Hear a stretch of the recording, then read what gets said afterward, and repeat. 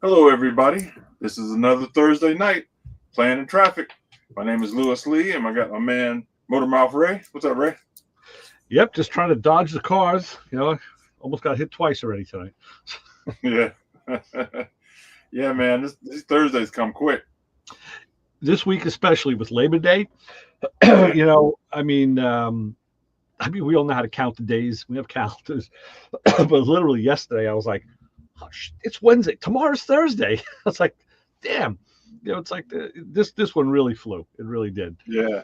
And But every week I say on Monday I'm going to start reaching out to try to find some guests. And man, before you know it, it's Wednesday, and I didn't do it yet. I'm like, oh shoot. and I'll tell you the truth, I'm always scouting guests for Motor Mouth Radio, and I'm doing it again this week, and I try on a Sunday after the show, I'll send out an email because I'm in the mode of doing the show business, Mhm. and then follow up during the week. But people are like all over the place. I've been trying to hook up with Evan Smith from Time to Shine Polish for a while now, and I sent him an email.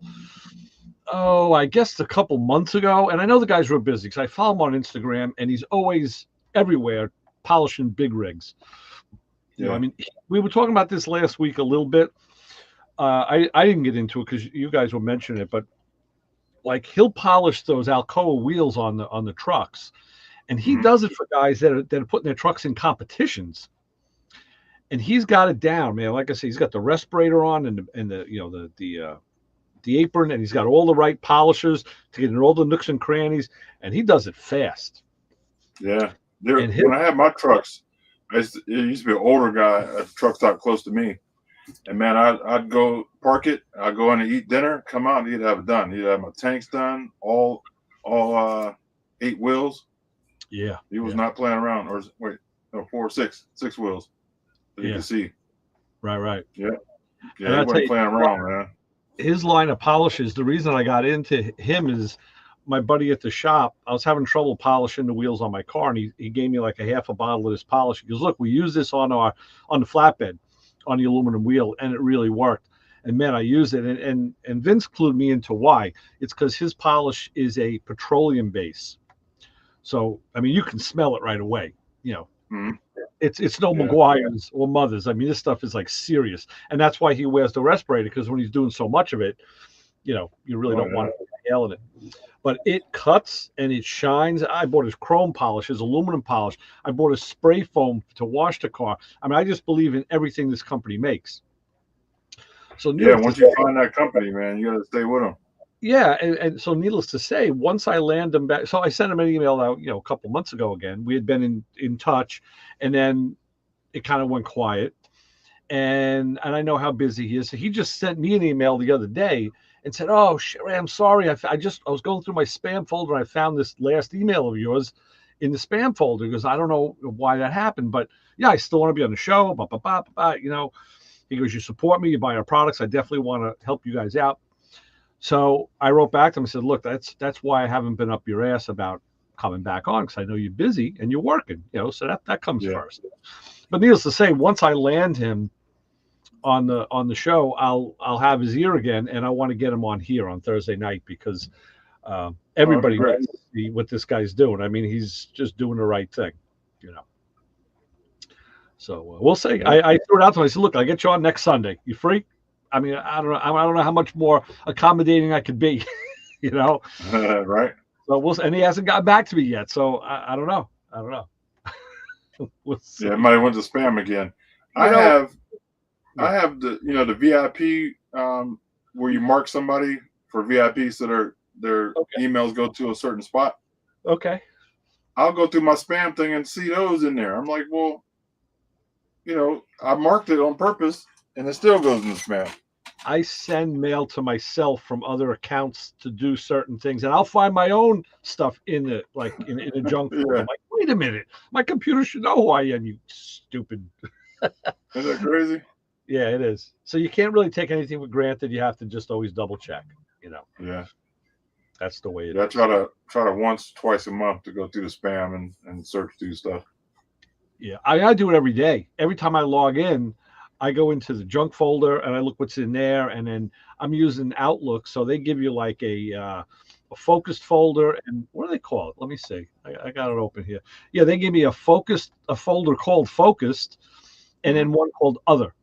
So I go through the junk folder, then I go through the focus is what the main folder is. Then other is other mail I get. Usually it's advertising stuff, or if it's companies I'm dealing with, it's stuff in there. Some of it becomes junk, some of it isn't. And and I'll go through that and delete it. And I do it every time I look at the mail, because my wife does it. And then when I get into her account, she'll be looking for something. I'll say, let me see. And I'm like, damn, well, but don't you ever clean out these folders? Like, oh, I didn't know I had to. Like, yeah. Oh, yeah, it fucks up some stuff. Yeah, without a doubt.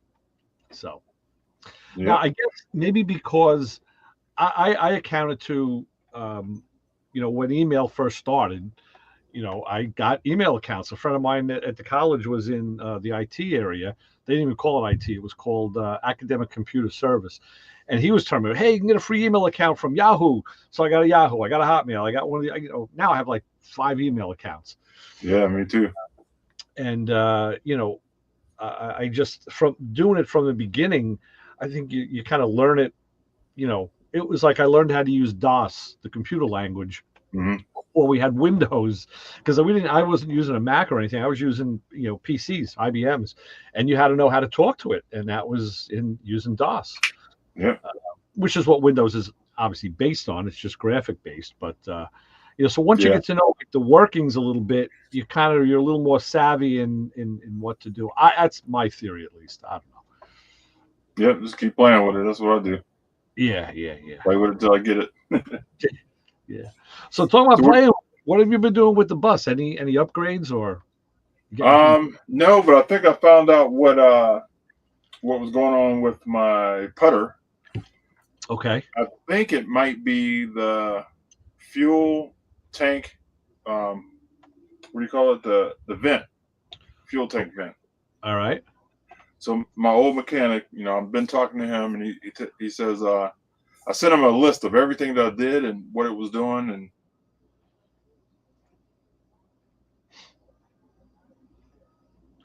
I hope it wasn't freezing up like Lewis is, or disappearing.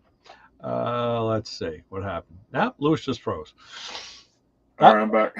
What happened? All right, we're waiting for you. Try taking your gas cap off and see if your hose or your vents clogged. So right. I did that. It's not puttering, but I haven't took it on the road yet. So tomorrow I'm going to take it out. Okay. And get it hot, because that's when it usually happens, when it gets hot. Okay.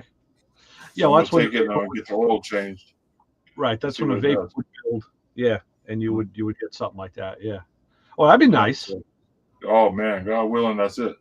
I hope. I mean, sometimes the evap code in a car is because of the gas cap, and once people latched onto that, I hear so many people say, "Oh, I got a PO 420 code. I'm just going to go change the gas cap." I was like, "Well, why? You don't know that it's that's yeah, I know, but that's what I saw on the internet." Like, all right, you know what? It is the cheapest thing you're gonna do anyway, so you might as well go do that and then go from there. Yeah.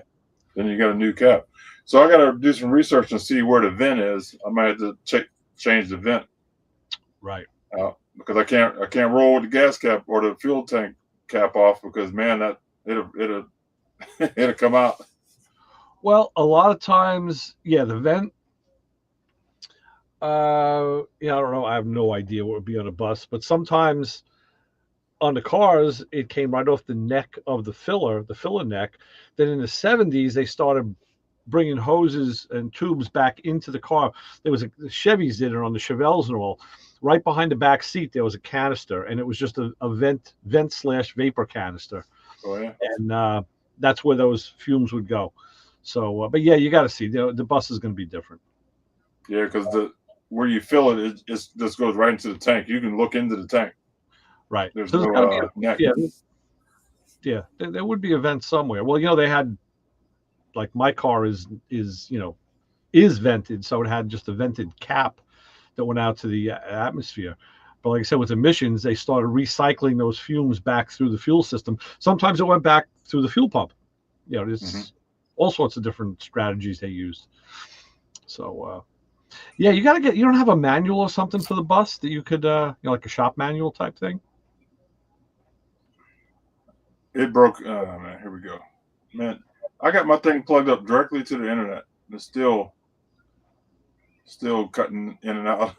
Is it? Yeah. I don't know what else to do. I don't know. Yeah, I don't know. That's. Do you? Like I'm not even on Wi-Fi right now, but in the corner, it's showing that I got one bar, but Wow. I'm not on Wi-Fi. One bar isn't good. Yeah, but I'm not on Wi-Fi, so it shouldn't be up there at all. I would think. Well, yeah, actually, no. I think what it does because you have dual. Because I can look on my internet right now and it'll show me even though I'm hardwired, I'm on a hardwired connection, and it'll show me my network, with the The little signal. arc lines. Yeah. So because it showed me, I guess I have full internet. Look, I took a picture of it. Hang on, it's a little. It's kind of. That's a picture of you. See at the top. Like that. Yeah, it's too Not fuzzy. too much light. Yeah, it's not focusing. It's a little fuzzy. Yeah, but it's showing one bar. Now it's 2 bars. Wow. I don't know, but I think that's on StreamYard side. Oh yeah. I think. Well, let's see. I don't know if I can see it on this end on StreamYard. Let me see if there's. I don't private chat style media. No, I don't see anything on StreamYard here that's letting me see that. I don't know.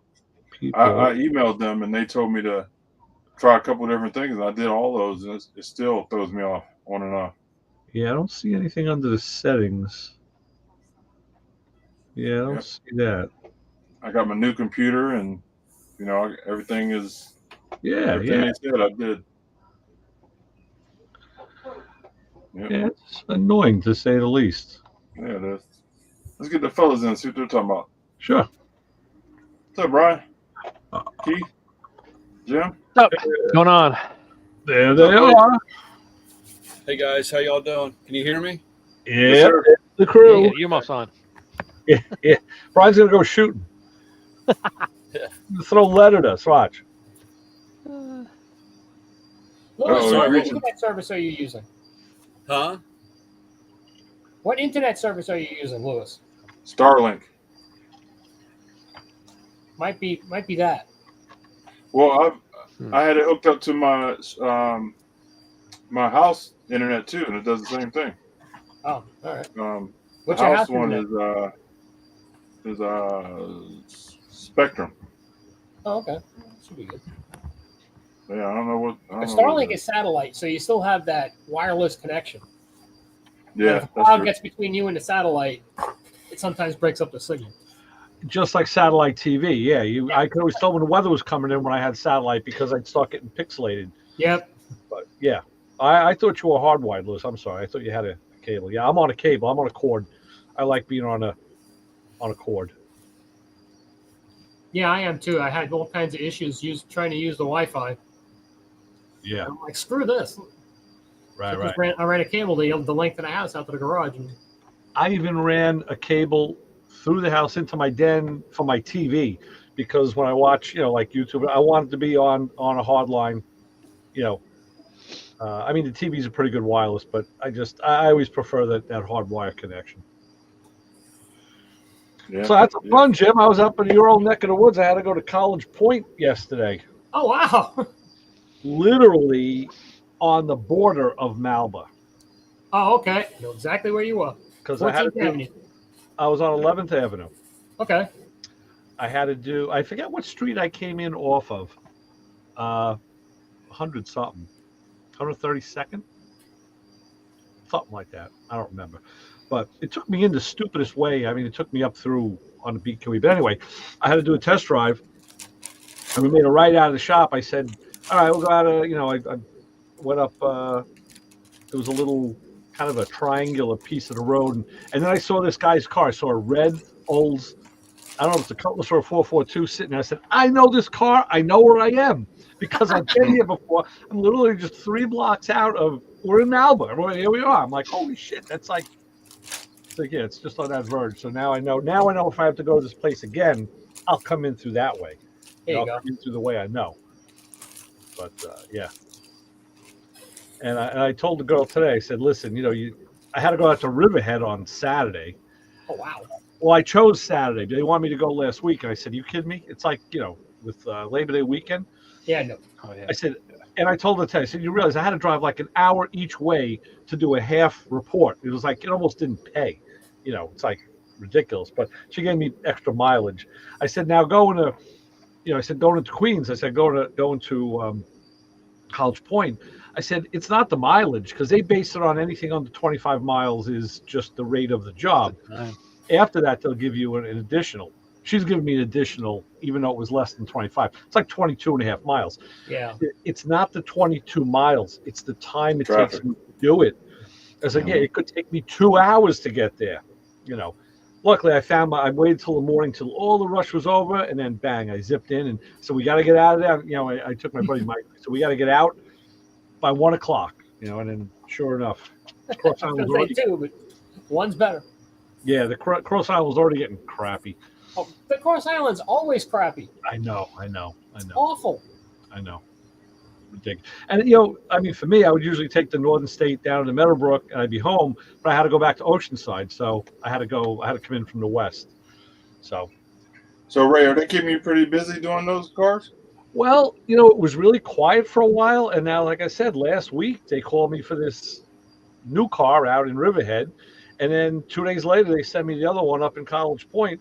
I may not get another one for a month or two, 3. I don't know. It depends on who's buying. Really, that's what it comes down to. Mm-hmm. So no, I wouldn't even say that it's steady. It's it's very sporadic. You couldn't like set your clock by it or your bank account if that's what you were doing. I literally have that money go into a bank account that I don't use anymore. It's just dump it in there, and then one day I'll look at the balance and say, "Oh, good, I can a bunch of money." Car parts. I'm just forgetting about it. It's almost like another retirement account. It's like I'll just Yeah. because it's not a lot do of it. money either. It's $100-something bucks each time, 130, 140, whatever. It's not you're not getting rich off it. So, guys, I don't know if you've seen, I got my new book that I wrote out. No. I saw it. Yeah. What? I looked at it real quick. Facebook. Tell Put it on us. Facebook. I wrote a book about building a bus and traveling. I think I did see something about that on Facebook. The problem, Lewis, is you put up a lot of stuff real fast, and it's like you can't keep up with you. It's like, it's like, oh man, everything's like, it's like overload for a minute there. So Yeah. it's easy to gloss over something. It really is. It's not, not intentional by any means. You post almost as much as Brian does. I'll put it that way. Yeah. Do what?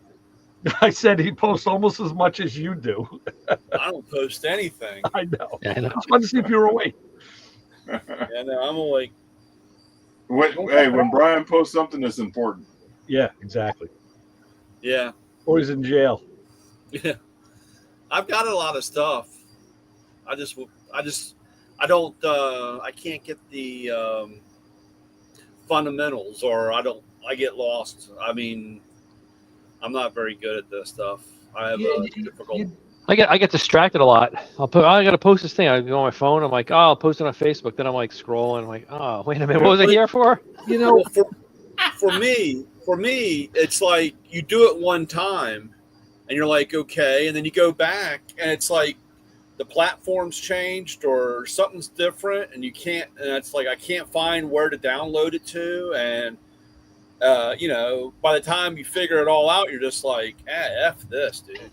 Yeah, I'll tell you what I do. I look at the things. So I look at X, I see what's new, and then I'll make my post, and then I copy it, and then I'll go over to Instagram and paste it, and then maybe change the words or change the tags or whatever.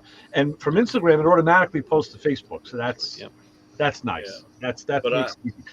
But it's a matter of, I like to have it kind of like almost perfect, as perfect as I can get it. And there's a couple jobs I did on my own car, and I was going to put like the steering column work, but the pictures, when you look at the picture on the phone or a screen, it doesn't look like what you did. It's kind of hard to understand what it is. You knew what it was when you were looking at it, but now when you look at the picture, like what's the focus point here? I don't want to confuse people, or I don't want to put something up that people aren't going to look at. Yeah. So, I don't know. It's crazy, but You gotta call AI and then put it up for you. Don't get me started with that. My daughter uses AI a lot through her job. Part of it was she had to really investigate it and then use it in her job. And we have arguments about this. I was like, hey, AI just had a kid hang himself last week. Showed him how to make the knots better, and he uploaded the picture, and they told him how to. It was good, but how to make it even better. So, and next thing is, mom finds him in the room. So Yeah. it's like let's not go there, man.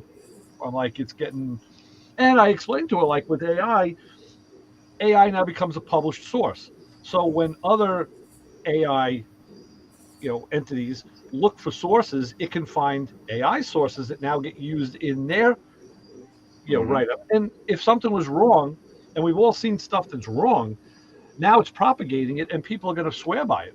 Yeah. It's not like using the Encyclopedia Britannica. So. Yeah, it's there's been a lot of stuff I found lately with AI, and it's scary because it's already started changing history. Yeah. And people, especially the younger generation coming up in it, they have no other source. And I got in a little argument with my mom about this, but I mean, this started like 10 years ago in the school system, not learning to write cursive, not how to read, just alternative math stuff. They started taking the fundamentals away and started changing. And now these kids man, they have no concept. They won't even know how to go into a library and use the decimal system. You know what I'm saying? Or to go look. And a lot of people. That's just the fundamentals that's just like giving change. Yeah. The other day, I went to the gas station and I overfilled, like 17 cents. And, this way they give me all money, dollars back. And the lady gave me back my 17 cents and more money. Like, of course you got to line out the door. People don't, Right. And same thing, was in a hardware store, gave the guy change. He's supposed to give me, money back, and he had no concept. Right. So it's sad, but I mean, usually that was a workaround because the cash registers told them what the change would be. All I had to do was count it out. Of course, they count it out to you backwards, not the way you would make it in your head, but at least you get the right amount. But yeah, I like that. Like there's a couple T-shirts I like you want to hide something in plain sight, just write it in cursive. They won't know how to read it. Can't read it. Millennium anti-theft device is the stick shift. Like when I had to test drive this car, it was a Volvo, and the owner of the shop said to me, I don't know if he's Indian or Pakistani. He says, "Oh, you know how to drive stick shift?" I said, "Dude, I've been driving stick shift since I'm like 13 years old." He goes, "Oh, what was the first car you drove?" But what did he say to me? He said, I forget what he said it was. I'm like, no, it was a Volkswagen. I was in high school shop class, Volkswagen. Yeah. But right. I was at a Dodge dealership looking at a Scat Pack because I had kicking around before the Big D, and the Dodge dealer near my house at the time had a 6-speed Scat Pack because that's what I wanted to stick. I didn't want the automatic. Yeah. And I walked up and you could see the rust on the rotors. And I asked the guy, I said, not a lot of people driving these things, are you? And he goes, you could leave the key in this thing with the windows down and it'll be here. I looked at a dark horse. I looked at a 2025, was it 25, 24? Dark horse and it was manual, and they had cut the price down to 62,000. They took 10,000 off. He said this thing's been sitting here forever. Yeah. You know, when I bought my Mazda back in 06, it was 05 when I ordered it. I ordered it because I ended up getting all the options on the car. The sunroof, the heated seats, but I wanted the 5, which was the base transmission. So I remember when I called to check on they were going to ship it over from Nagasaki, and the guy says, "Oh, you're the guy that bought the winning blue Mazda 3, the hatch." I'm like, "Yeah, that's me." He goes, "I was wondering who would order all the options on a car with the 5-speed." He says, "You're the only person that's ever done that." I was like, "Well, didn't want it with the automatic." He goes, "Yeah." He goes, "I was hoping you wouldn't pick it up because I was going to take it." I'm like, "No, man, I want my car." You know, it only takes 15, 20 minutes to learn to drive a stick. I don't understand. People are just lazy. Yeah, but to learn to drive it well takes a little longer. Yeah. It really does. What takes even more than that, Ray, is to learn to drive a straight or what do they call it, a crash box? Oh yeah. Right. That's a crash box. Anybody know how to double clutch? Yeah. I watched a video yesterday on one of the other channels I follow. The guy specializes in 2-stroke Detroit buses and stuff. Uh-huh. And the guy he had a couple of these 41, the old 40s and 50s, old GMC buses. And that's what he's running up through the gears, and looks not too bad. And then he kind of looked at the guy that was recording and filming everything as they're driving it out of the woods. He says, "Yeah, going down's another story." Right. And I was like, well, his biggest problem was he didn't realize in a straight cut transmission, you can shove that clutch in and do that all you want to. All you're doing is bumping the pressure off of the clutch assembly. That's all you're doing when you bump that clutch. So if you don't speed match it, that's it. Yeah. RPMs. Right. Match your speed and your gear and all that, and it's The only problem with trying to teach somebody to drive a stick today, it's too damn expensive to F up a clutch. It's not like the old days when they took a little bit of a beating. Today, there's no forgiving in a manual transmission today. But Brian, one caveat is that the hydraulic clutches are softer. True. Because, There's not very forgiving. Well, Brian, you and I know Ray and me and everybody up here has driven an old school manual linkage, and that's how my cars are. It's a little stiffer clutch than a hydraulic that's got that little bit of a cushion to it. I prefer. I was going to put a hydraulic clutch in my car. They wanted to sell me one with the transmission. I said no, I don't want that feel unless I could. I was trying to figure a way to reduce the pressure to make it a stiff. But hydraulic is never going to give you that feel of a mechanical clutch. It's never going to be the same. So I went for the mechanical linkage. I said, you know what? I can tune this if I want to. And going back to why I looked at the Scat Pack, I wanted to see how the clutch, what kind of a clutch engagement, and reaction it had. And it was a typical kind of, to me, that marshmallow kind of feeling that it's typical of a hydraulic clutch. I will say this, the later model Mustangs, like in the 2000s that I drove, even the one that I almost bought, that was a 97, they had very good feeling hydraulic clutches. I liked them. I could have lived with them. They were pretty linear. They weren't too soft. That was interesting because this Volvo that I had a test drive, it was a P1800. I got in the car. It was funny that the guy who brought it out and put it back in the shop he was short. He was maybe like 5'6". So he got in the car and all you saw was his head over the door frame. So we were joking about how small he looked in the car.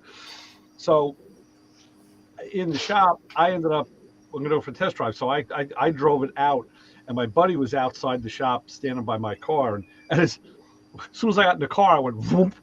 I was like, the seat had no cushion to it at all. I was like on the floor. I couldn't adjust the seat. The tracks were frozen. So my legs were straight out in front of me. And I don't have long legs to begin with. There was no pedal on the gas pedal. It was just the rod. So the soft part of my shoe was going into, so I had no throttle feel.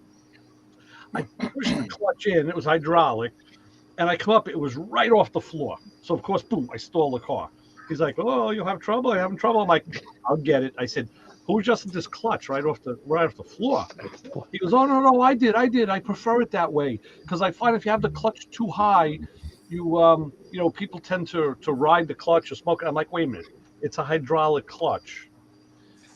How do you adjust it?" But then when I had it on the lift, I saw there was a mechanical adjuster, so you actually could change it. But when I pull out of the shop, my buddy's standing there and he looks at me. I felt like Cheech and Chong because I just turned and all he saw was my head, and he was like, "What the fuck?" I'm like, "Dude, there's no seat in this car." It's like, no, it was the worst drive I ever had. But yeah, but it was okay after that. So yeah, you do what you got to do. Yeah. Well, good news is I finally got my truck back Oh, very good. 2 weeks later. How much longer do you have on the warranty? The after treatment has got about 8,000 miles, and If you want the real deal, you should switch to Tide. Really? the powertrain warranty dies on September 10th or so. There's nothing I can do about it. Yeah, I know. Because they go by date of service when it went into service. And although I am looking at, can you do like extended warranties? Like yeah, they do. They do have some companies that will do extended warranties on heavy duty equipment, stuff like that, trucks and delivery stuff like that. The one with Ice-T. The one with Ice-T. Well, no, That's those cars. Yeah. No, that's Car Shield. Yeah, it's only cars. Yeah, they have. Let's see. Give you an idea of the names. It's National Truck Protection or Premium 2000. They're actually kind of related, and then Truckmaster and Total 360 were the ones that the dealership said they were pretty good as far as honoring when stuff actually happened. They were actually pretty good companies about, okay, get it fixed, get them back on the road, because that's like some of those warranty companies. Well, I'll give you an example. When I was a service writer at Toyota, I come in, I got to work one morning about 5:30, and there's a rollback dropping off a Paseo. What was it? A Paseo, which was the same thing as a Corolla. It just rebodied Corolla. So they drop it off. So I go ahead and I get the coffee on for the shop and all that. So I run out there and I grab my little thing and I'm writing down all the mileage and, just getting the crap so I can get it in the system once we get things going. And I asked the tow truck driver, I kind of knew him. I said, any idea what happened? He says, no, it was a AAA call. It stopped running. Rocket scientist who bought this car took a picture of his girlfriend and put it in the dash cluster right over top of the temperature gauge. Oh, Drove this thing till it stopped. I guess she was pretty hot, huh? Yeah. He fought with SET Southeastern Toyota, who was the regional manager for Toyota, here in Savannah, Jacksonville, and all that area, or was back when I did write service for them. He fought with them tooth and nail, and what had happened is thermostat hung. Wow. And he had extended warranty, and we showed him. It's like, dude, we're not trying to be jerks, but number one, you covered up the temperature gauge, so you had no clue the thing was running hot. Right. You drove it literally till it stopped on the interstate. And then once I took his copy of his warranty paperwork and scanned down and said, okay, these are the things that unfortunately they do not cover as part of the warranty. And guess what's on there? Thermostat. And I kind of circled it and I handed it up and said, man, I'm not trying to be the bad guy, but this is your copy of your warranty paperwork. Wow. And that's what, and the mechanic they had was a fella that I would have, this old fellow was named Seabrook Bryant, and he was a factory trained Toyota mechanic since 1968. So if Seabrook couldn't fix it, they ended up working out a deal with him, and Seabrook had enough parts and pieces to rebuild a little 1.6-liter Toyota. So he rebuilt the motor and thing, and never saw the taillights of that little car again once they got it running, and so. But So you have to kind of watch those extended warranties because what the big print giveth, the Small print taketh away. I love that line. Yeah. I'm kind of surprised the It's so true, thermostat. though. I'm kind of surprised the thermostat wouldn't be covered though. I mean, I was too, Ray. I was too, and I told the guy, I said, "Man, I'm not trying to be the bad guy, but like I said, I took his paperwork and showed it to him. I said, dude, I can't believe they're not covering it, but my hands are tied because Right. I'm just a service writer. It's in print. It's a warranty company that's not wanting to cover it. Right. Wow. Almost sounds like as bad as sending in tools for returns from certain companies. Yeah, not all. Not all. Just saying. I heard things online. I read it. You hear things. Yeah. Not here though. I didn't hear it here. So Brian, how's your truck running? Oh boy. I wasn't going to ask that question, Lewis. I'm sorry. Hey, take it back. So, Jim, how's things going at your house, Jim? Pretty good this week, Hollywood. How to be better. Oh, jeez. I tell you, man, when you grow up, man, life is hard. Yeah, it can be. It can be. You know, when I was a teenager, all I had to worry about is $5 for gas and get to the skating rink. Oh, I tell you. Hey, you know what?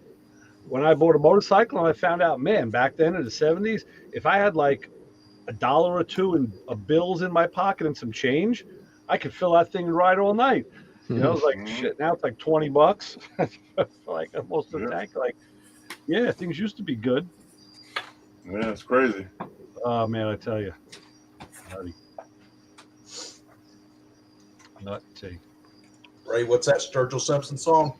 Life is fair and the world is mean, or life ain't fair and the world is mean. There you go. Yeah. Well, that's very true. You know, that stuff is always written from experience. Very true. Very true. Yeah. So you see they're cracking down on those guys doing those street takeovers? All over the place. Yeah. What have you seen? Man, they're going to lock these guys up, man. They're hurting a lot of people. They've been doing out here. It's crazy. Everywhere you go. Like I was in Queens, and like every intersection is just black circles. You know. I don't understand, man. People don't get it. It's like something's missing in their brain. Well, the problem is, and I think we've all seen it. It's not just that they're doing some burnouts. I mean, guys are hanging out of the car. They got cameras. People are getting hit with the cars. Yeah. I mean, people are, really getting hurt. So, it's just too much. It's too much. Yep. Everybody wants to be there. 15 minutes of fame. Here in New York, they confiscate the car. They confiscate it, and they either auction them, or a lot of times they use them as undercover, as unmarked cars. What they do when they catch them with the bikes and the scooters and the ATVs, they always make a big deal in the city. They come up like with a payload and they just crush them. And they do it. They publicize it. But they just go get more. They get new ones. It's no big deal. I think New Orleans, where they had a big thing down there in certain, what did they call it? New Orleans, Louisiana categorizes its parishes. They don't have counties; it's parishes, and they had a bunch of parishes around New Orleans proper and all that. Same thing, street, guys with the bikes just ripping donuts and wheelies and burnout, donut burnouts at the fly, just acting crazy, just lack of sense. Yeah. 4-wheelers, the whole 9 yards, and they used to just they'd crush them. They'd bring them all to all the confiscated, and I mean they'd come in with trailer loads of bikes, 4-wheel, and they would just sit there and they'd film it, and they'd just hit the sheriff's department. They'd sit there and they would dump them in there and they'd crush them and and going, these are all off the streets. They were, not licensed, just go through their little spiel, but they would just crush truckload after truckload of that stuff of those guys just acting crazy out there on the road. That's what they do here too, in the city. They do it. They should put them in those shredders. I'd watch that all day. Yeah, there. Crush them. Yeah. The shredder just. Sure. It's probably camera on it. It's not real. Don't worry, guys. Yeah. They're not. Yeah. I'll keep silent, but it's not real. Okay. It's all AI. Wow. So I did see something else in passing on the news today, and I saw it on the internet too. I saw it in two spots where somebody, and I don't know who, is proposing a bill that would prevent trans people from getting gun permits. And we were talking about that, and I said, boy, that's going to be a tough one because, like, I know here, New York is regulated out the ass. I mean, what we got to go through, the checks that we go through, you know I'm clean because I got a gun permit. It's like between all the criminal and social and they put you through well, we don't have a psychiatric evaluation, you have to sit for it, but they check psychiatric background if you have been in. Now I don't know if they could check medications and link it to anything. I mean, I don't have anything that they would red flag, so I don't know. So, and they don't tell you really what they're checking. They just say, it's extensive. And I know we're very high up there, more than other states. They would have to have a precedent to say that being trans is a condition like being a felon or like being on psychotropic medication. I don't know. I don't think they're going to get anywhere too far with it too fast. But yeah, I don't think so either. I just saw it out there, which is. Well, Yeah. to add to that, it's the DOJ who's looking at that, and they're going off the recent shooting in Colorado, and the way they're looking at it is, basically, if you're trans, there is certain things where that is considered a mental condition, and the way you get the drugs to switch over is you're treating a mental condition. It's like, well, if you have a mental condition, you shouldn't be getting a gun. But like you said, a lot of people are like, that's going to be a little tough to pass. So they're investigating. They're not going to do it yet. Yeah, that's what we're talking about. I mean, the drugs to transition are hormonal, but I mean, you could. I mean, I'm sure a lot of people would have maybe depression issues. Maybe they have medications. Those may be the ones that are red flagged. Like I said, I don't know because I'm not on them, so I wasn't red flagged. I was okayed. I'm also not trans. You said the key word there, Ray. Red flag laws. Well, that's another thing, but that's a whole nother ball of wax. That's what lets the people who have no business looking into your personal background. If you're, I mean, that's that same reason is why a lot of military, which being where I live, and half of my family is all military. That's why a lot of the military guys that have issues that could benefit from talking to people, they won't, because if they get tagged in their files that they were seeing a shrink or they were taking drugs or for antidepressants, that same thing, they'll go in there and they will pop them and they can't get this and they can't do it, and it's just, they're like, man, I'm not going to ruin my career because I needed to talk to somebody about stuff. And it's a damn shame because those guys and girls and women too, they need it from therapy and talking to, but yeah, it's a double-edged sword. Meantime, Colorado has a red flag law. Okay. A lot of good that did. Well, it's just like all the school shootings. They always, what's the thing they always say? Where did they happen? Gun-free zones. Right, exactly. Where they knew they were going to encompass minimal resistance. Yeah. At my kid's school, there's a guard there. You pull in, he stops. If you're there after normal hours, he stops you. He's got a sidearm. He has 2 clips on the other side. Yeah. And he's like, "What are you doing here?" And he asks you all this stuff, and like, blah, blah, blah, and okay. But yeah, if something happens, he's the guy that's gonna. He's right there. School resource officer. Yeah.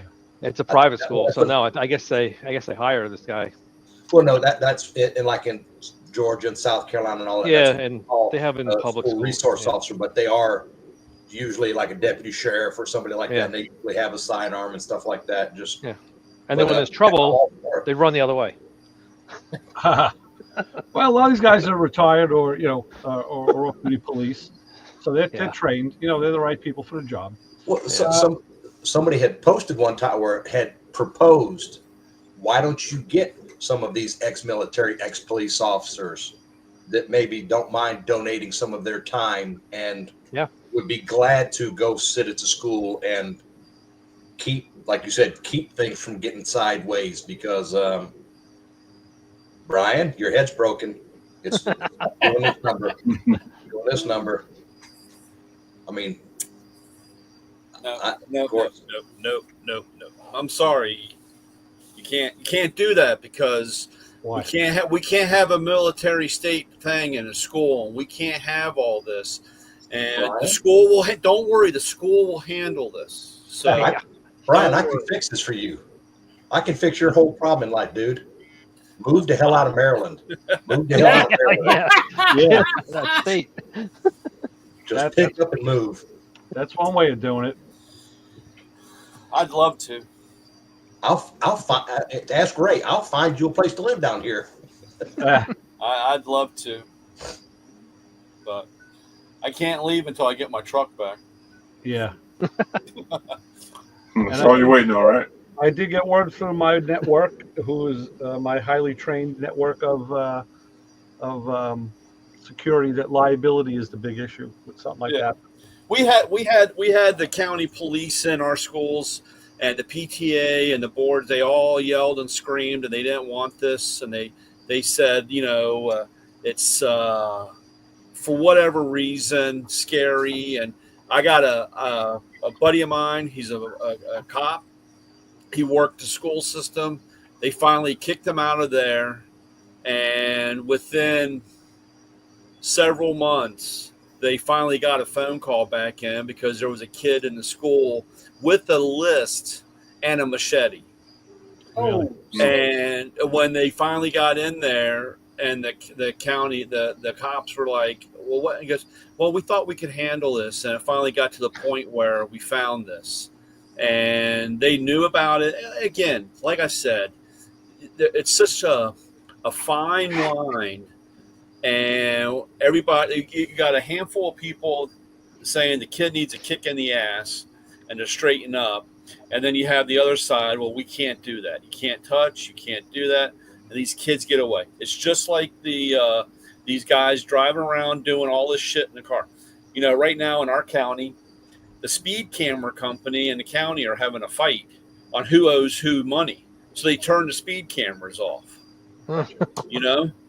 So the cops are out in full force writing tickets. Now it matters because when it was on a camera, it didn't care. They paid their $40 because there was no points affected to you. There was no ramification. That's why all these people run around crazy, because there's no ramification. There's no problem. They get caught. So it's $40. Two things, Brian. Most of the time, those people, like you're talking about, they come in there and they go, oh, well, we don't need police officers in the schools, and we have security. We don't need extra security. And we get this 9 out of 10 times, if they have kids, their kids don't go to public schools. Their kids aren't in the middle of all that shenanigans. Well, like I said, it's the way it goes. And it's just like now they got, where was that? Where was it where those kids were knocking on doors in the middle of the night and got shot in the back? Oh, the ditch, ring and run, yeah. Ring and run, because that was down in which, like I said, it's absolutely insane now. I don't even care about common sense or whatever. Everybody is so hyped up about either protecting themselves or protecting some bullshit stuff. And nobody, I don't know, dude. It's been a very fucked up last couple of weeks for me. So I really shouldn't talk. But so you know what? Maybe you could help me with something car related. Maybe we could talk about cars. Yeah. What a concept. I know. Yeah. I'm at the point where I started putting the carpet in my car. I hate doing automotive carpet because even though it's molded, it never really fits. Yeah. And it gives me fits. But I did find an interesting way. You need a steam machine thing or whatever, right? Yeah, I do have a steamer, but not a commercial one. They put a backing under it. They put a padding, and that really is what makes things difficult, is the padding. But what I did find, a way to get the seat studs, to make the holes in the carpet for the seat studs, and then for my dimmer switch on the floor, I have a set of gasket punches. They're round punches, and they're very sharp.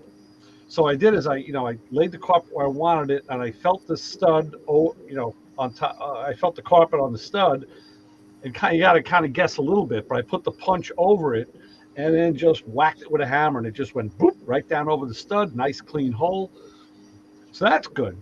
But it just never lays straight, and it always. Oh man, I hate fighting with it. I really do. But the color change is looking good. I think everybody who's seen it so far agrees. My wife and daughter agree that the color is nice. So We got a heat gun, Ray. yeah, but like I said, the carpet. It's really not as much the carpet. Where they padded underneath is a real thick type of a fibery padding, and that can only move so much, and it kind of kinks it in places. I'm just hoping that I put the last carpet in the car, which is only couple of years ago. Once the console and the seats are in and everything, it kind of high. If there's a little bit of a ripple here or there, you don't really see it. But just annoying doing it. I don't know. I'd rather do engine work than put a carpet, even though it's clean. Guess I'd rather get dirty. I don't know.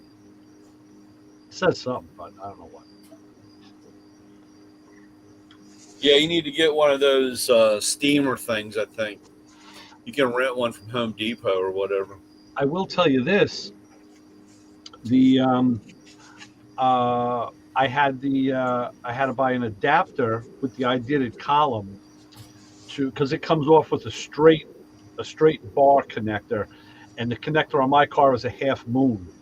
So what they give you is the straight bar to a half moon, and I bought the one that had a pigtail that you got to give power to with another flasher. And what it does, it gives me 4-way flashers in a car that didn't have them, and they work.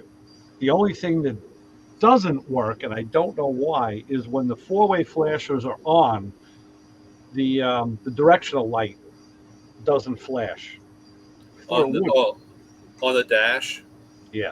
Well, I put the directionals on the directional light. See, my car only has one oval light for directionals. So whether it's left or right, it's just one light that flashes. That's the way Pontiac did it. Really? So yeah, that's the way they did it. They didn't give you a right and a left. But I thought that would, the feed would get to that with the 4-ways on, because it is the same lights. So if that's what I got to live with, that's no big deal. I got 4-ways where I never had them before, and I didn't have to do any extensive wiring. It was just through that. I guess they.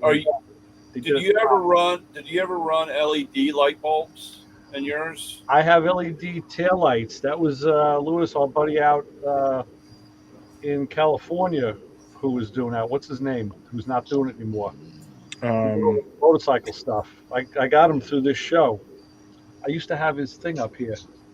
I was going to have him do a set of taillights for me too, but he's not doing it anymore. So. Right. So yeah, I have LED taillights, and I have an LED third brake light, but I am using a no-load flasher. So because I still have bulbs in the front, and yeah, the directionals work fine, and the brake lights work fine. So, I mean, if that's the only thing that I don't get, it's no big deal, because now I have stuff that I wouldn't have been able to get easier. But so that was real nice, and that was only a $60 little harness there. That was an addendum to it, so that was nice. Other than that, how's the column fit and finish all right, or? I did it. I could have gone with Summit because they had their own line, and the Summit column was going to cost about $4 and change. The I Did It column cost me closer to $7. Yeah, it was $7, and maybe it was $6.90 something, and then with the other thing it was over $7. So I went with the I Did It. I said, you know what? Summit is probably obviously made by somebody else. Maybe it's made by I Did It.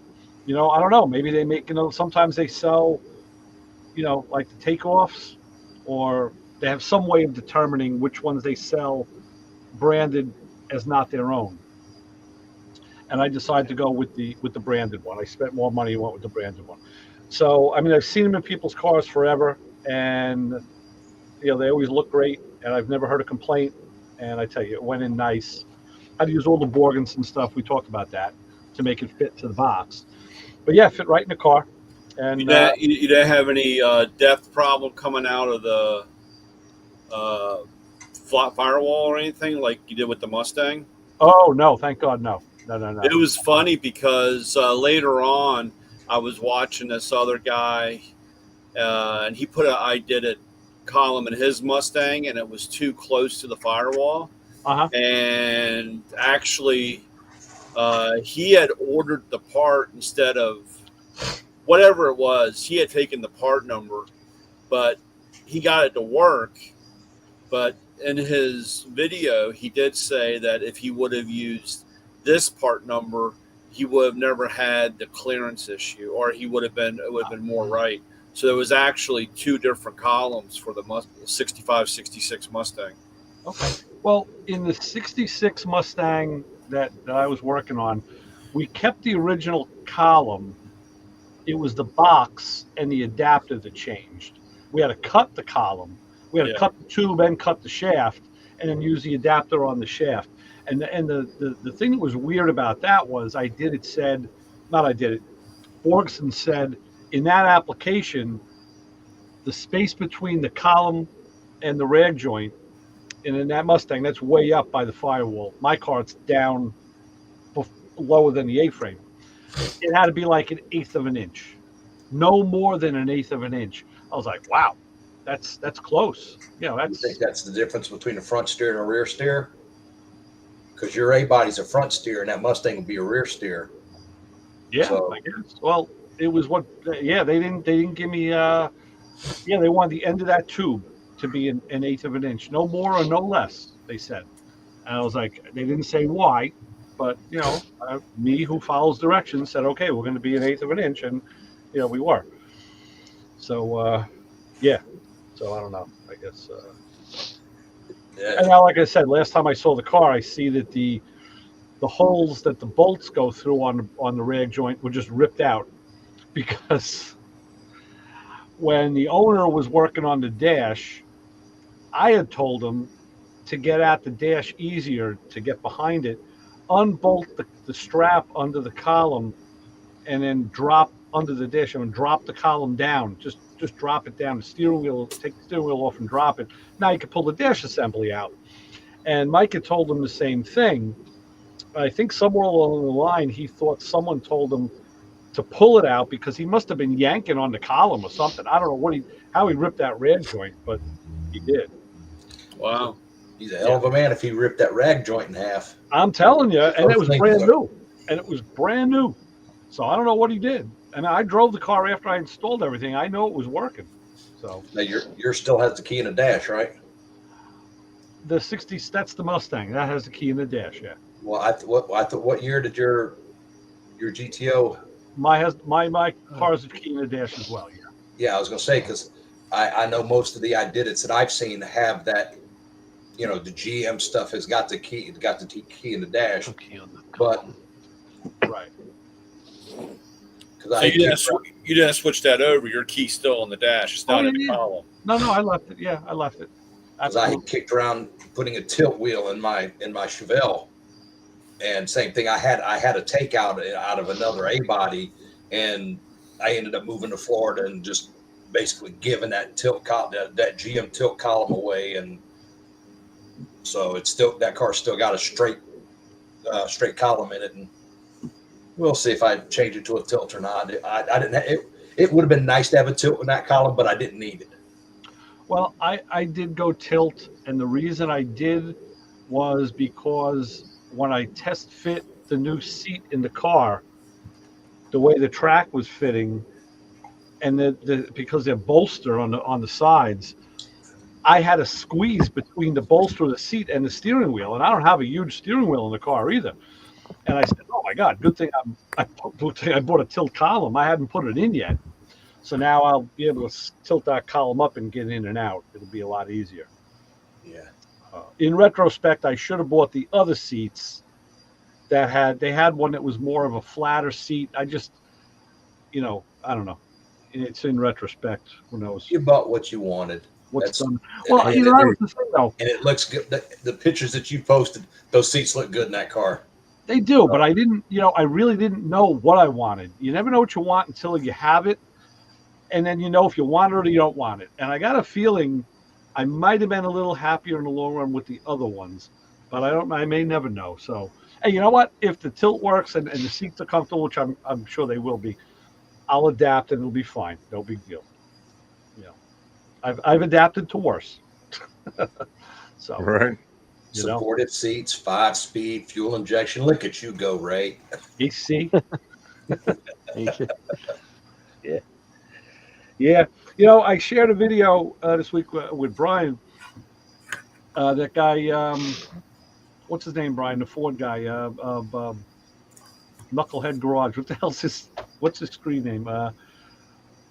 It's a Ford name. It's what does he call himself? He does all the Ford stuff. Why did you do that? Now you threw that out on my head. Yeah. Okay. Well, the guy he's a big Ford guy. I've seen him in the past doing carburetor stuff. He's a younger guy, and he did a video on he's got a Maverick, a 4-door Maverick that he bought. Underhead 289. That's him. Yeah. Yeah, he's an engineer out in the middle of nowhere, Iowa. He's in Iowa, and he is an engineer. And I got to find out. He's got to be an electrical engineer or a computer engineer. Yep. Because he built a carb tuner, and that's Yep. what the video was about. And he was showing. It's funny because I was just working with my one buddy with the 454 Corvette, tuning his carburetor back and forth. Then I was helping my buddy on the 63 Lincoln tune the new Holly that he has on his car, and so and they're not as into it as I've been. So I want to find them a video that kind of backed up what I was telling them, and I found that video. So he was talking about using the vacuum gauge, and I thought it was going to be all about vacuum gauge tuning, but lo and behold, it wasn't. What he developed is this carb tuning device. What's it called, Brian? Carb tuner.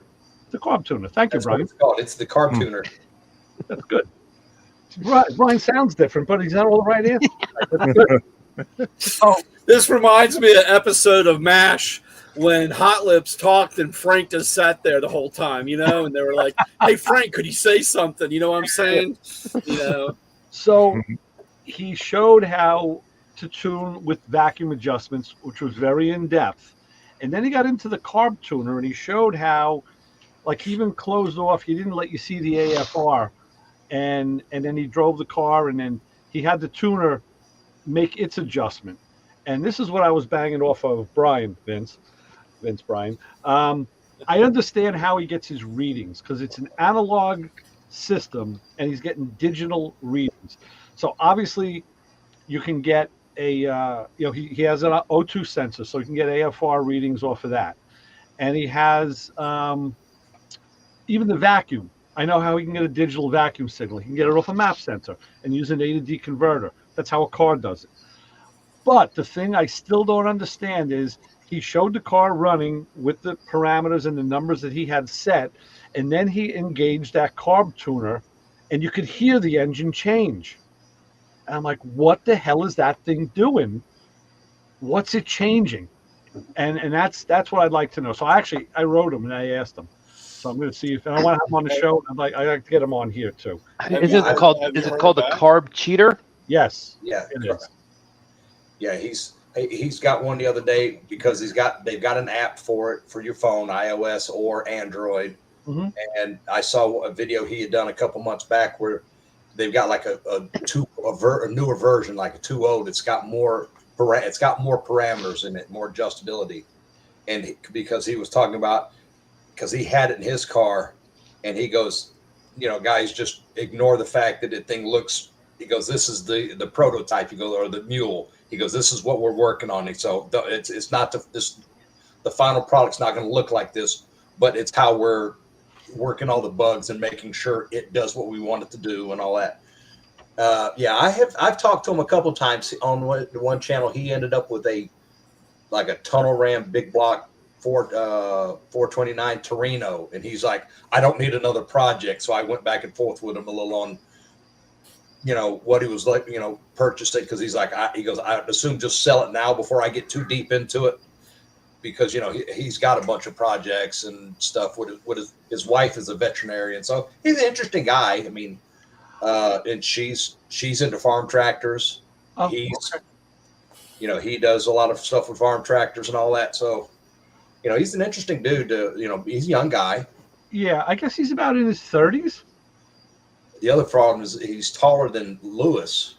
Really? He's like 6'7", like Oh, he doesn't 6'8", look, okay, doesn't look that tall. because he'll have one jacked up and he's like, man, I still keep banging my head on him and my back kills me after hunching over working on him. And he's like, he goes, yeah. And he said on one of them, he's like, I'm like 6'7", and I was like, holy cow, no wonder. Well, Vince, maybe you'll know. I noticed that in the video, that last video he had, it's a current video up on his site, and the car is a bit, it must really reflect his personality, because, like, some of the stuff is a little fugazi. Like under his left wiper arm, he's got a spoon zip tied with the rounded end facing the windshield. Like, what's he doing? Clearing sugar? I don't know what the hell that's all about. And like the inside, he's got a big hasp on the dashboard with like a number 3 Craftsman Phillips head screwdriver through the shackle, like holding the ashtray closed. I don't know. He's got some. I think it's holding the glove box closed. Something. Because I have seen one with the big screwdriver there, but I mean the car is filthy. The tack, you couldn't even almost see the numbers on the tack because of the dust on it. So he's a quirky guy.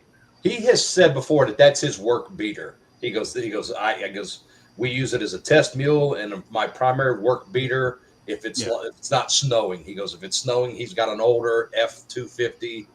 Yeah. He goes, if it's snowing, I'll take one of the trucks or something. He goes, this is just my work beater. He goes, I just get in and go to work. And he said he actually had an issue a couple months back where he went to the store, filled it up, goes, oh, I'm gonna treat it right. I'm gonna put premium in it. Come to find out, they had ended up with a half load of diesel in the premium. Oh wow! So he's like, this thing. He goes, I'm ready to kill this thing. It's running like, and then because he pulled something out. He pulled something out of the carburetor and poured it, and I immediately went, that's diesel, because I know I'm around diesel enough. I knew exactly what it was as soon as he poured it out. I went, that thing's full of diesel. That's why it's running like crap. And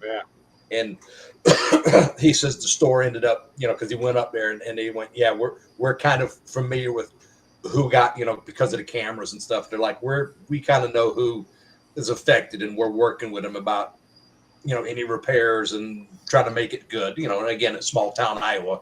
They're just trying to make it right because it was their mess up that ended up with a half load of diesel in the gas tank. So I was in a shop and the guy goes, hey, Brian, come here. He goes, I don't know, but is this water in the gas? That's what he says. And he's got the fuel pump out and he's looking down in the tank and he's like, is that, I don't know is that water in the gas? And I said, no, it's probably diesel. And I said, water usually has a bubble in it, because it's, it's heavier and it will sit at the bottom. And he goes, well, how's that? I said, well, where's a piece of paper? Smell. And I said, well, it smell. But so I said, here, took a piece of paper, white paper, stuck it down in there and pulled it out and let it dry. And it had an oil sheen to it. Uh-huh. And I said, there's your diesel, on there. And that was fairly, it's fairly, again, we go back to, people aren't being taught just basic stuff. They're, this guy was all, running around for a couple of days trying to figure out why the car didn't run, So, but yeah, it sucks when you I'm so afraid that I'm going to do that to one of my daughter's cars. I'm always pumping diesel. And I will actually, when I go to the gas station where I get the diesel fuel, I actually go to a different pump so that doesn't have diesel, so I don't make that mistake because I know. I almost did it. I almost did it a couple of days ago. I was talking to my wife and I grabbed the wrong pump, and it wouldn't go into the hole because it was fatter. If it wasn't for that being fatter, I would have put diesel in it. Yeah. Yeah, like I said, that 12 up here, the BP or the energy stations, they have the diesels have the small holes. They don't have the big hole. So you could put a diesel in there in a heartbeat. Yeah. To me, 1202 and 1203 do not smell the same. I mean, it's immediate. I can, smell a diesel. Yeah, well, like I said, when you're around it, you can still, people, Yeah, I mean, you're right, Brian. Like I said, those who are not used to it, like I said, it's, again, talking back to the video, as soon as he, because he like drained the carburetor and he showed the cup, and I was like, dude, it had that greenish tint to it and all that, and I went, dude, that's diesel. That is diesel, just point blank. And when you're around it all the time. So just to All right, jump guys, out. time for me to get out of here. All right, Jim. All right, Jim. Okay, guys, see you next week. Okay. All righty. So just to jump back, do you know what type of an engineer? I think his name is Luke. Yes. Do you know what type of engineer he is, or has he ever said it? I think he said one time that he was an electrical engineer, but don't quote me. But I just, in one of the videos earlier, he did say something about being an engineer and working at the place that he worked at, and that the carb cheater was kind of a side project between him and another guy. I had heard the and same they kind of thing, hatched that idea, and then right. Yeah, I kind of heard the same thing.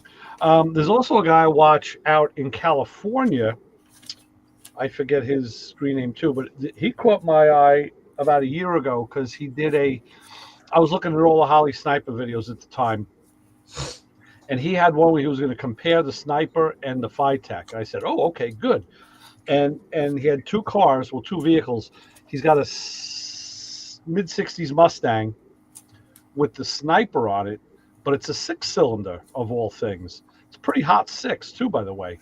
And he's got a GMC pickup, or maybe it's a Chevy pickup. I'm not even, that square body style with a big block, and that has the Phytech on it. And he went through the pros and cons of each. So, and he's another guy who's an engineer. He does a lot of audio work and repair, and he's definitely another electrical engineer. So I like watching those guys because you're going to get a real explanation. Yeah. And even if you don't understand what they're talking about, you can look into it, and you have the right basis instead of just this works, this doesn't work, this sucks, don't buy that. So that's why I like dealing with guys like that. But yeah, he that Luke, he same like that one that it was the one video that I had seen.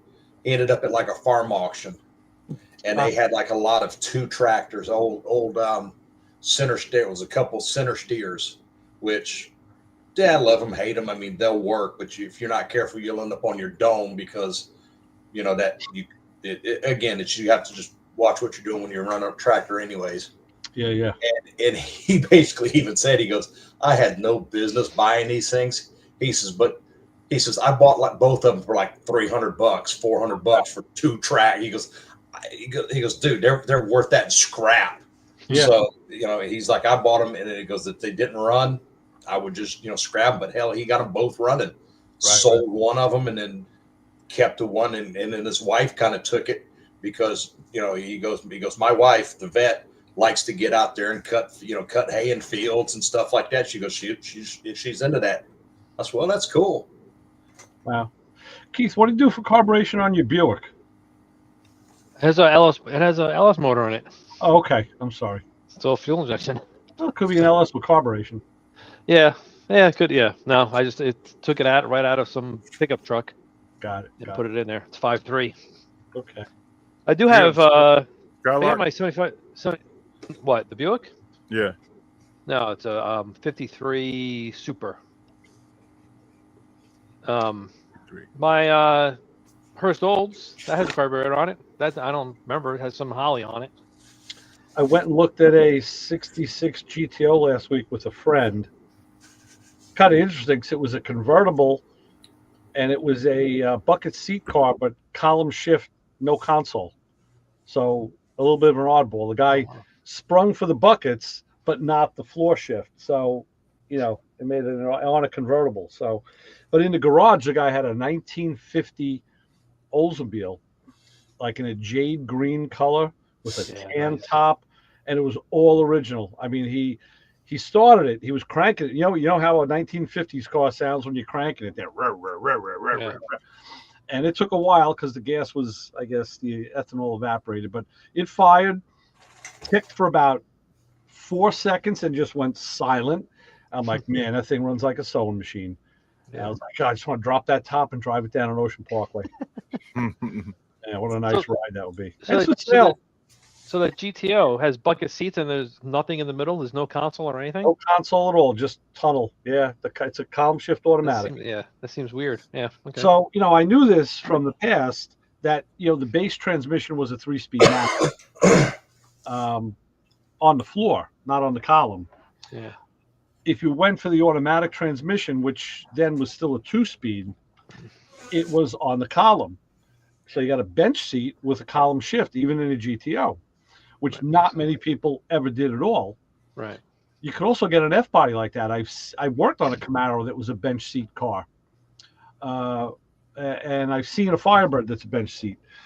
But this guy he went for the option of the bucket seats, but that didn't automatically give him a console. The console was another line item, and that moved the shifter to the floor, and you got the console with it. You couldn't get an automatic shifter on a floor without a console.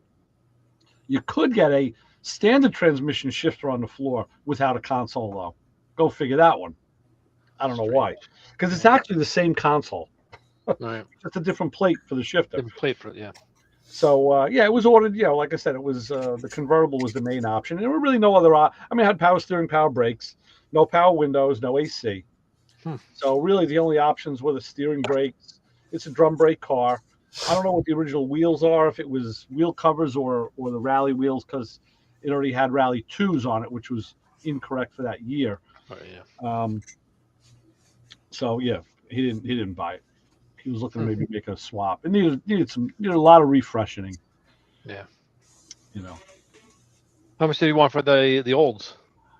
He said he threw out 25 at me. So, seeing that's a car that's not going to move. Yeah. And now this guy's a flipper. And I knew of him through another friend of mine. The guy I went with and the other friend and this guy were all city cops. They were all, brass lieutenants or higher.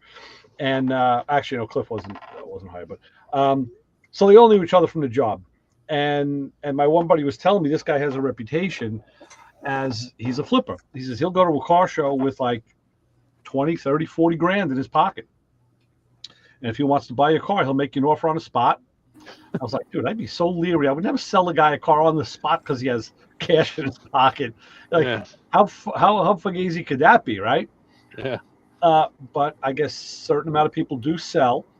And, the story is he just flips. He doesn't clean the windshields. He doesn't empty the ashtrays. He literally takes them, turns them around, and resells them for a profit.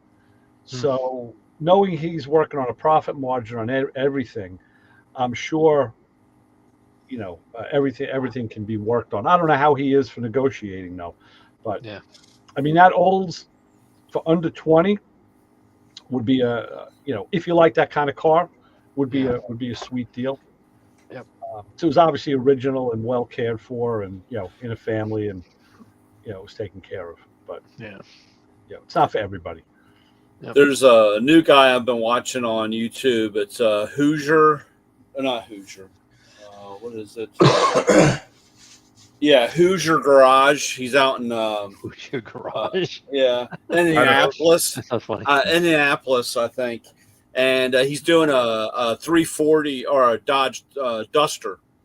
Oh. And it's funny because in his show or in his thing, he goes to a commercial.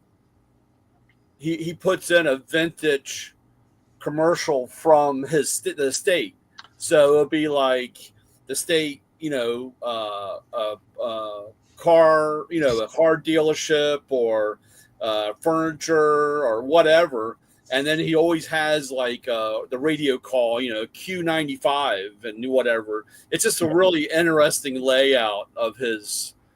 He's in the middle of building a car dolly for his Duster at the moment. But it's a good watch. And like I said, he said he was some heavy duty welder. I don't know. Like I said, you get bits and pieces. But like I said, he's fairly interesting. Again, it's just seeing so many different types of platforms with the YouTube stuff. I Yeah. just think it's kind of funny watching. Some of them get kind of boring, I guess. I don't know. I don't know if that's really the right word, but So, we just had Kenny Wessel on the show Sunday, Wrenching with Kenny. Yep. And he's got 1,001 stories from the past and from current. And he just broke a video today. He said, you never believe this. He goes, we get a call at the shop. The guy says he wants to bring in his older Chevy pickup. I think it was like a late 90s pickup. And he believes he needs a rear end. He thinks he blew the rear end up. So I guess somehow along the line they got his name. He called him John Doe. So when the guy, he goes, I'm at the shop. A tow truck pulls in with a 90s pickup on it and figured, okay, here it is. So the guy walks up. He says, it was an older guy, older than him. Kenny's in his 50s. And Kenny addresses him as John, as in John Doe. And the guy goes, oh, you call me Mr. Doe. What's the matter with you kids saying? These kids today, no one has any respect. Going off on him. And Kenny's like, kid? Me? I'm like, I'm in my 50s. Like, what the fuck? Yeah. So he's okay, Mr. Doe. Like, all right, sorry. I apologize. What's the problem? Maybe the guy's got a, complex. So he says, okay, I want you to check it out. It needs a rear end. And there's a couple other things that he said he wanted addressed. And Kenny says, all right, listen, we'll call you with an estimate. No, I just want it fixed. I just want you to do it. He goes, no. We're going to call you with an estimate first. That's the way we do it. And this went back and forth a couple times. It says, we will call you and then you'll okay it. And then we'll talk about, the rest. So the truck needed some other work. They found a junkyard rear end for it. And it was going to be like $2,300. So on the phone, the guy tells Kenny, he says, listen, he goes, $2,300, that's a little more than I want to spend. I'll tell you what I'm going to do. I'll come down, I'll give you $1,000 in cash. He goes, and I'll give you $100 a week to pay off the balance. Kenny says, what? He goes, hold on a second, please. He tells his boss, he goes, listen, this is what's going on. Boss, give me the phone. So he picks it up. He says to the guy, yeah, hi, this is so-and-so, I'm the owner. And could you please repeat what you just told Kenny to me so I'm clear? And the guy says, yeah, got my truck. I'm going to give you $1,000. I'm going to give you $100 a week till it's paid off. So the guy says, well, that's not going to work. Why not? He says, we don't extend credit to anybody who we don't know on a first name basis.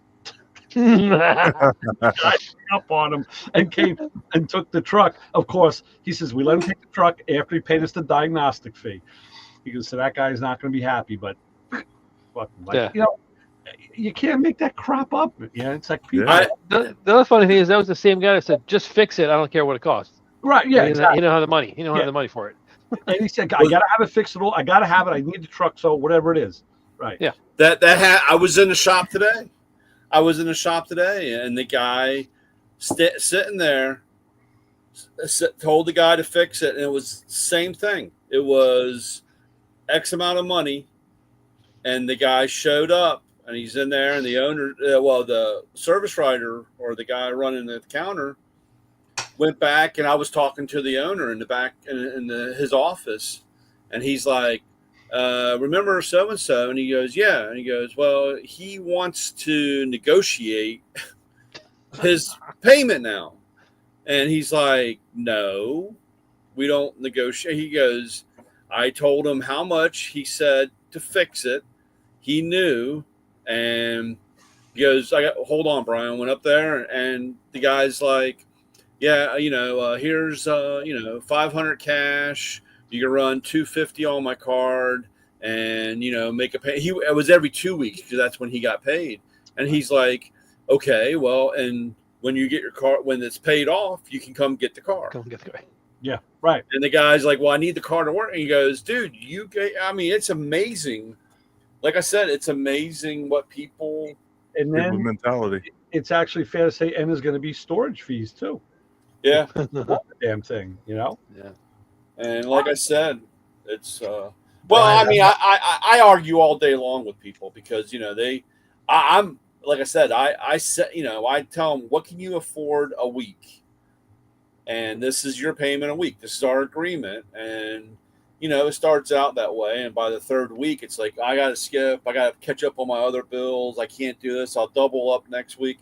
And I'm like, dude, like I said, it's a shitty situation. Pay your fucking bills, but I'll quiet up. So, Brian, I got people that want to buy my international like that. I give you $2,000 and then I'll take the truck and then I'll give it. It's like, no. Once it's paid for, then you can have it. I was going to do the same thing, Vince. I was going to tell you I can, 50 down and 50 a week. How's that sound? What a bargain! It sounds like an old one lunch. What it sounds like. $50 down, $50 a week for 50 years. Yeah, that's it, baby. Right. Put a box on the back of that so I could drive it around. Yeah, you could haul some. That must work for some people because if people do it so regular, it must work somewhere. Yeah. You know what I mean? Well, I worked. This was. I can't. I don't know exactly. Well, This is where I first started turning wrenches. This was many moons ago, and the guy I worked for, great guy. Like I said, learned a lot. Loved the guy, but he would be that way. A guy would come in and say, I can only pay you this. I'll pay you the rest. And this was 40 years ago, dude. We had a stack of ROs that he either got partial payment or very little payment. And the thing of it is, these people had the balls to come back and want more work. And he did it.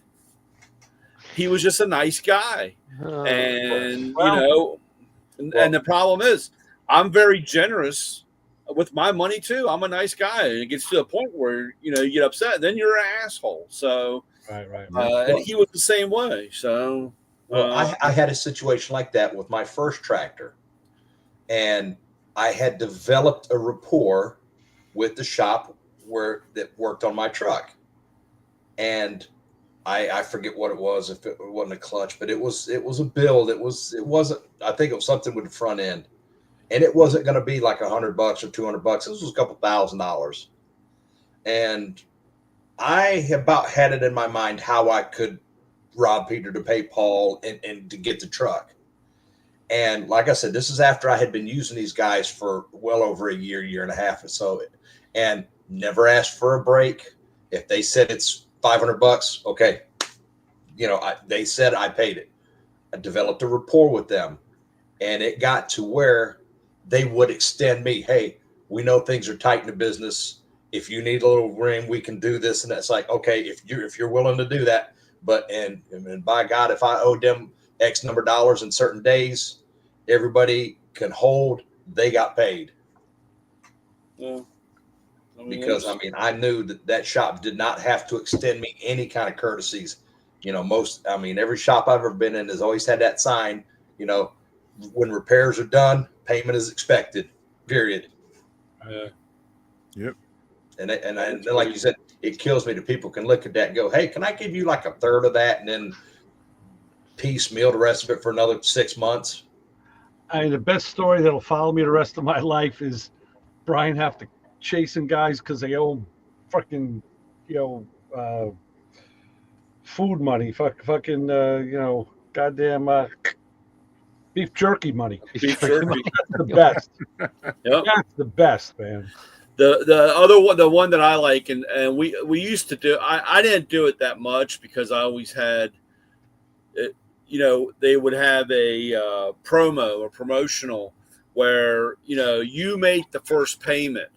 So basically, you would take whatever tool it was, and you would tape a $50 bill inside the packaging, and you say, you buy this, we'll put this on your account, and the 50 is supposed to pay, you're supposed to make your first payment, $50. Right.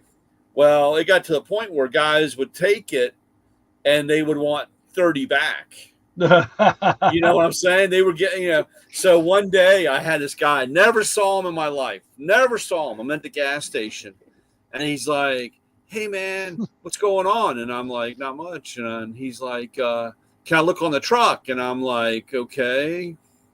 Never seen the guy. Have no idea. Don't even know who he is. And I'm like, okay. So we get on. He goes, so what kind of promotions you got? You got any free money? He wanted to buy. He wanted to buy something so that he can get money. He was never going to pay me. No. He just wanted the money. Right.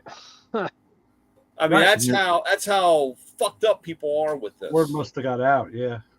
Well, yeah, I mean, he was probably a mechanic. I mean, he was worked at a shop and whatever, and had that happen. And like I said, you'd be surprised on how many strangers come up to the truck all the time. So, like I said, but it's funny.